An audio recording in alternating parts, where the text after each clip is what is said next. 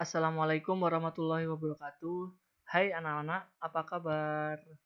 Kali ini kita akan mempelajari sebuah materi baru pada mata pelajaran seni budaya.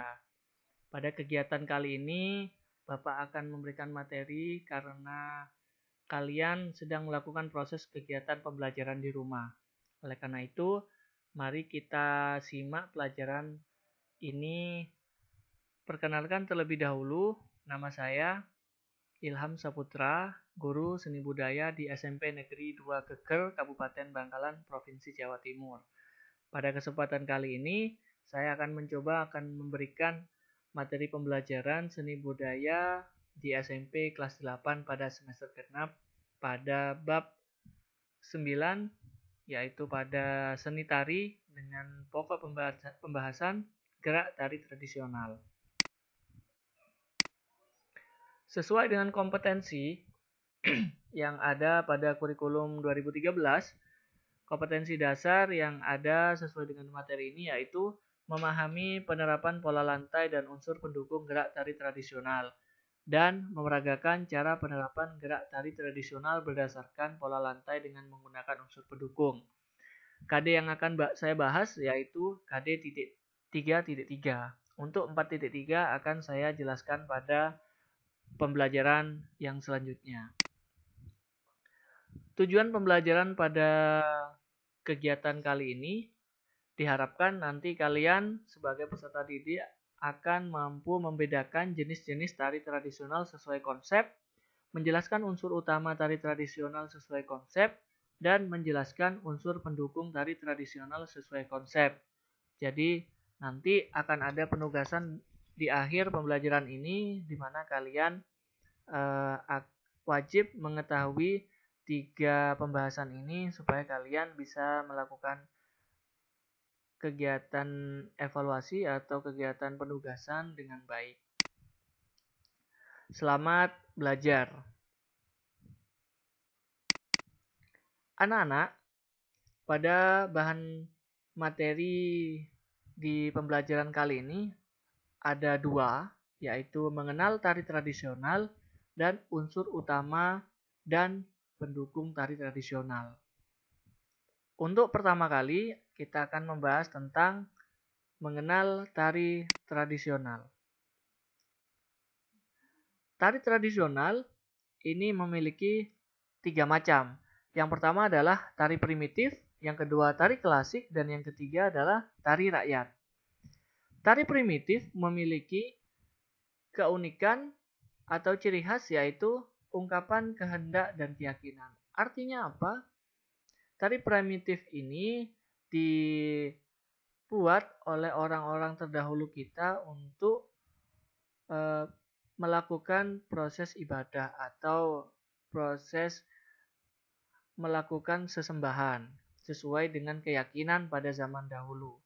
Karena pada zaman-zaman dahulu orang-orang leluhur kita ini melakukan sebuah gerakan tarian ini sesuai dengan kehendaknya mereka untuk melakukan sebuah proses ibadah pada zaman dahulu masih terkenal dengan agama atau dengan keyakinan. Gerakan atau rias iringan dan busana pada tari ini itu cukup sederhana. Jadi tari primitif itu salah satu cirinya adalah ditarikan sesuai dengan keyakinan atau sebagai proses penyembahan atau ibadah, dan tariannya juga bentuknya juga cukup sederhana. Yang kedua adalah tari klasik. Tari klasik ini di Indonesia masih dipelihara dengan baik di istana atau kerajaan, memiliki keindahan baik dalam gerak, rias, iringan, busana yang tinggi. Estetika dari tari klasik ini masih sesuai dengan norma-norma yang berlaku di kerajaan tersebut. Di Indonesia ini masih cukup dilestarikan tari klasik, meskipun tari klasik ini sudah sangat jarang sekali dimunculkan karena tari klasik ini merupakan tarian peninggalan dari sebuah kerajaan atau kerajaan yang masih ada di Indonesia. Dan yang ketiga adalah tari rakyat. Tari rakyat hidup dan berkembang di kalangan rakyat jelata.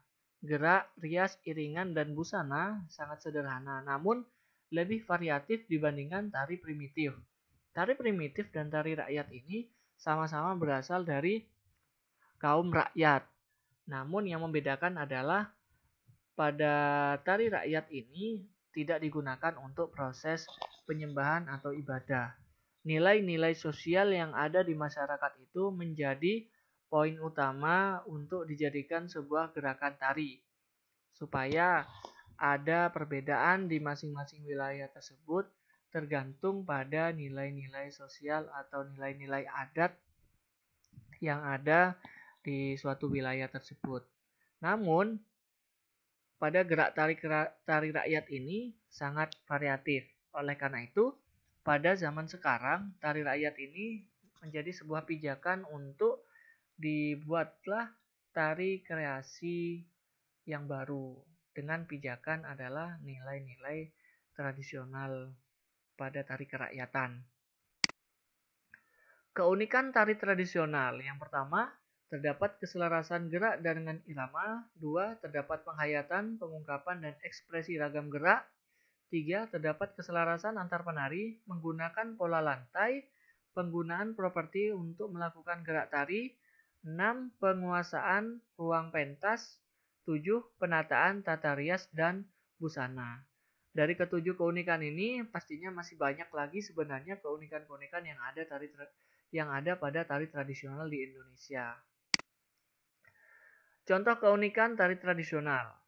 Yang pertama adalah keunikan tari kecak dari Bali.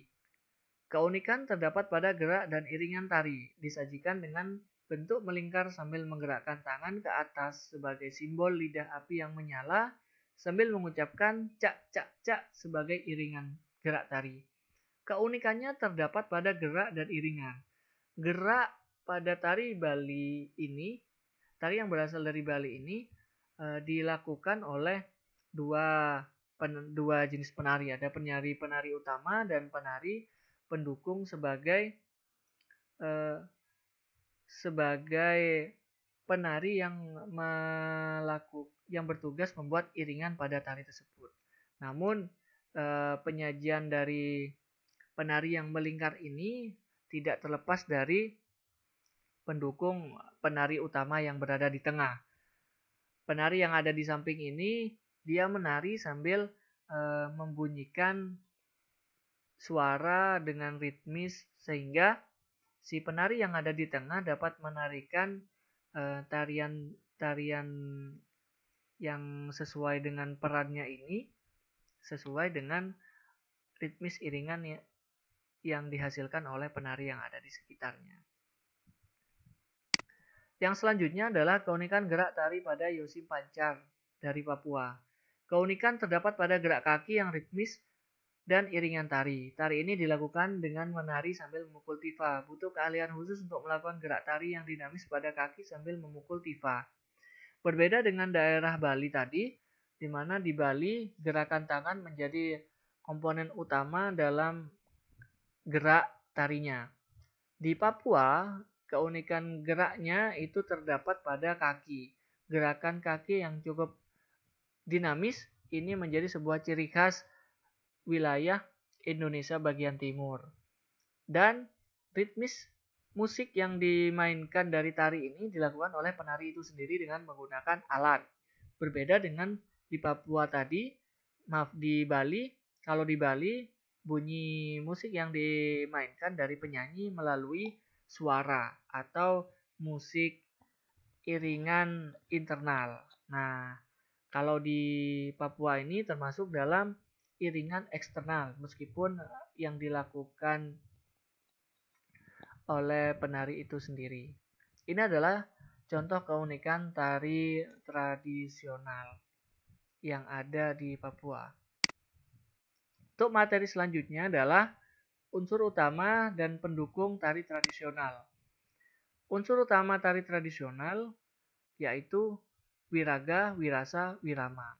Unsur utama ini tidak hanya terdapat pada tari tradisional, namun pada tari-tari yang lain ini menjadi unsur utama. Namun pada tari tradisional ini tetap menggunakan unsur utama wiraga, wirasa, dan wirama sebagai penentu terbentuknya sebuah karya tari tradisional itu dengan baik. Wiraga ini adalah keterampilan dalam bergerak, wirasa penjiwaan dan penghayatan, wirama kesesuaian harmonisasi gerak dengan irama. Unsur utama ini dalam tari tradisional yaitu terdapat pada individu penari itu sendiri, sehingga masing-masing individu memiliki keterampilan bergerak yang berbeda. Akan lebih baik jika kemampuan wiraga, wirasa, dan wiramanya ini menjadi satu keseluruhan atau masing-masing penari dapat melakukan unsur utama ini dengan baik. Unsur pendukungnya adalah pada tari tradisional ada pola lantai, ada tata rias dan busana, properti, dan iringan tari. Keempat ini termasuk pada unsur pendukung dari tari tradisional. Pola lantai. Pola lantai ini adalah penempatan posisi penari di atas panggung. Jenis pola lantai adalah garis lurus, vertikal, horizontal, dan lain-lain, dan garis lengkung, lingkaran, setengah lingkaran, dan lain-lain. Pola lantai ini pada tari tradisional di Indonesia ini cukup banyak macamnya. Jika kita tadi melihat tari keca itu membentuk garis lingkaran. Dia termasuk pada pola lantai garis lengkung. Sedangkan Yosim Pancar itu bermacam-macam, di mana lebih banyak menggunakan garis lurus sebagai proses penampilannya. Yang kedua adalah tata rias dan busana. Fungsinya adalah untuk menunjukkan asal daerah dan pembentuk karakter tokoh. Tata rias atau busana itu masing-masing daerah itu memiliki ciri khas masing-masing. Terdiri dari 5 bagian, yaitu pakaian dasar, pakaian kaki, pakaian tubuh, pakaian kepala, dan aksesoris. Bagian-bagian ini menjadi penutup atau menjadi sebuah tata busana dari penari itu sendiri. Yang selanjutnya adalah properti. Properti ini berfungsi untuk mendukung karakter dalam tari. Biasanya menjadi identitas nama tarian atau karakteristik daerah. Properti ini ada contohnya selendang, kipas, pecut, keris, caping, dan lain-lain. Banyak sekali properti-properti di jenis tari tradisional Indonesia ini yang diambilkan sesuai dengan karakteristik daerahnya. Sangat berbeda-beda sekali. Misalnya di Madura itu ada tari pecut, di mana tari pecut itu digunakan untuk penampilan pada saat kegiatan karapan sapi. Disebut dengan tari pecut karena menggunakan propertinya yaitu tari pecut dengan menggunakan pecut. Yang selanjutnya adalah iringan tari. Iringan tari pada tari tradisional berfungsi sebagai ilustrasi, membangun suasana, dan memberikan iringan gerak. Iringan tari tradisional di Indonesia biasanya menggunakan iringan bernada pentatonik atau menggunakan alat musik tradisional di wilayahnya masing-masing. Ada yang menggunakan gamelan, ada yang menggunakan alat musik rebana, ada alat musik yang lain-lain sesuai dengan wilayahnya. Kalau yang ada yang bernada itu dia menggunakan nada pentatonik, baik yang berlaras pelok atau berlaras serendro. Nah, iringan tari ini menjadi satu kesatuan bentuk pertunjukan yang bagus untuk mendukung penyajian dan membawa suasana dari tarian itu sendiri. Keempat ini adalah unsur pendukung dari sebuah tari tradisional. Anak-anak, kita telah mempelajari 2 materi ini atau 2 bahan ajar, mengenal tari tradisional dan unsur utama dan pendukung tari tradisional. Sudahkah kalian memahami materi yang sudah Bapak jelaskan tadi? Kalau sudah memahami, mari kita lihat tugas yang harus kalian lakukan adalah buatlah rangkuman materi yang telah dijelaskan oleh pemateri atau gurumu melalui video ini. Tulis dan kirim kepada gurumu. Anak-anak semuanya Silahkan kalian mengeksplorasikan diri untuk menulis hasil materi yang sudah Bapak jelaskan atau guru jelaskan melalui tayangan video ini. Semoga bisa bermanfaat dan bisa memberikan manfaat yang baik untuk menambah wawasan materi dalam pembelajaran seni budaya di kelas 8 untuk siswa-siswi SMP di seluruh Indonesia. Akhir kata, Bapak mengucapkan terima kasih dan selamat belajar, terus semangat dalam meraih ilmu supaya cita-cita kalian tercapai. Kurang lebihnya Bapak mohon maaf. Wassalamualaikum warahmatullahi wabarakatuh.